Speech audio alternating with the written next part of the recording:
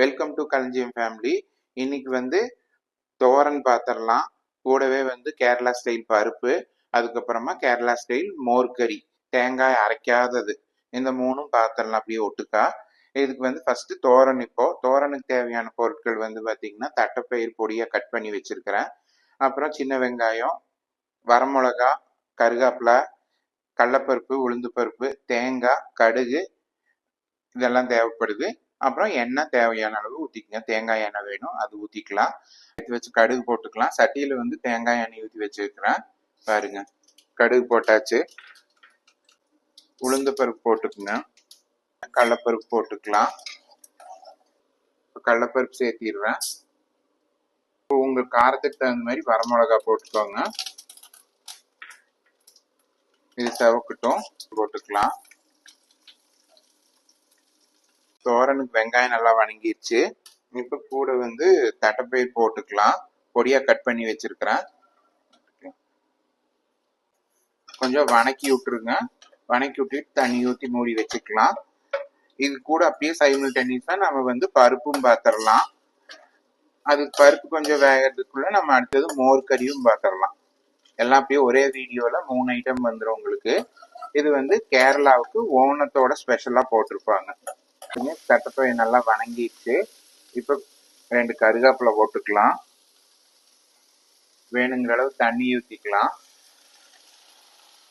இப்போ இதுக்கு 2 உப்பு தேவையான அளவு உப்பு போட்டுக்குங்க. நான் கொஞ்சமா போடுறேன், பார்த்துட்டு போட்டுக்கலாம். இதுக்குள்ள கருப்பு கருப்பா இருக்கிறது வேற ஒன்றும் இல்லை, அந்த தட்டைப்பயிர்ல இருந்து ஊற்றி போச்சு. அதுல இருந்து 2 விதை இருந்ததுன்னு எடுத்து போட்டிருக்கிறேன் நான். இப்போ வேகிட்டு வந்ததுக்கு அப்புறம் காட்டுறேன். தோரன் எப்படி இருக்குன்னு பார்த்துடலாம். தோரன் பாருங்க, முக்கால்வாசி வெந்துருச்சு. இன்னும் கொஞ்சம் தண்ணி இருக்குது. இந்த தண்ணி சுண்டுனதுக்கு அப்புறமா தேங்காய் போட்டுக்கலாம். இப்ப பாருங்க, நம்ம தோரன் வெந்துட்டு இருக்குது. இப்போ மோர் கறி பண்றது எப்படிங்கிறது பார்த்துடலாம்.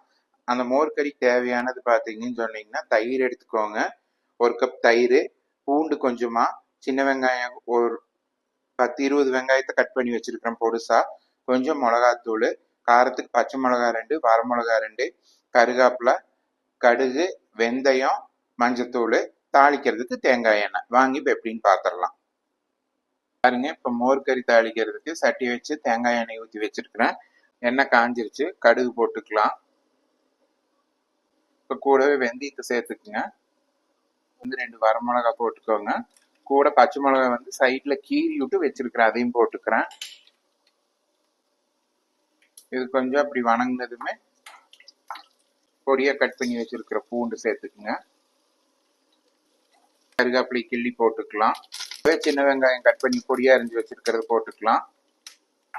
பாருங்க, இப்படி வணங்கணும். கீரிச்சு வெங்காயம். இது வந்து எடுத்து வச்சிருக்கிற மிளகாத்தூள் போட்டுக்கலாம். மஞ்சத்தூள் சேர்த்துக்கலாம். இப்போ இது ஒரு வணக்கிருங்க. எல்லாம் நல்லா வணங்கிருட்டும். அந்த மிளகாத்தூள் மஞ்சத்தூளோட பச்சை வாசம் போயிடுச்சு.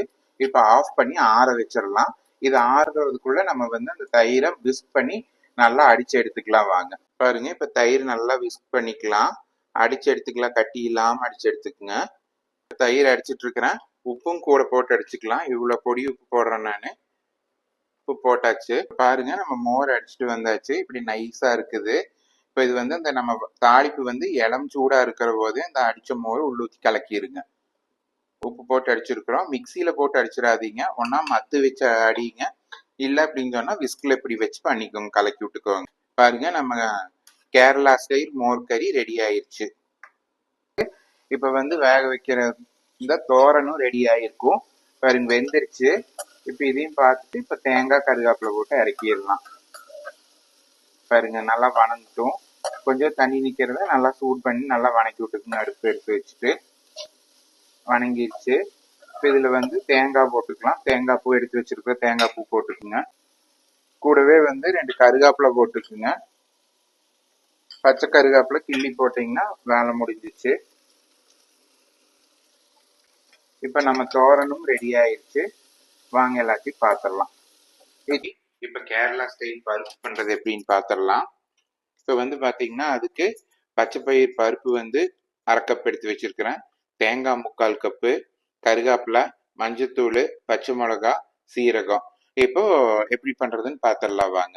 கேரளா ஸ்டைல் பருப்புக்கு நம்ம வந்து பச்சைப்பயிறு பருப்பை வறுத்துக்கலாம்.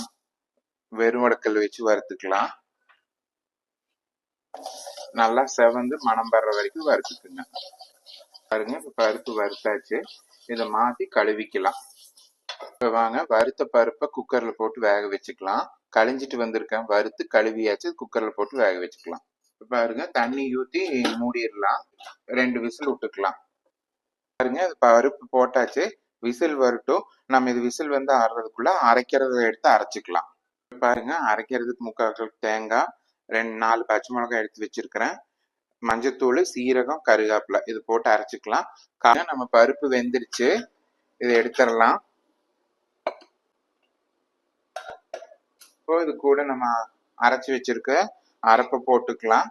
தேங்காய், பச்சை மிளகாய், மஞ்சத்தூள், சீரகம், கருவேப்பிலை போட்டு அரைச்சிருக்குது. இதை போட்டுடலாம். தண்ணி தேவையான அளவு ஊத்திக்கோங்க.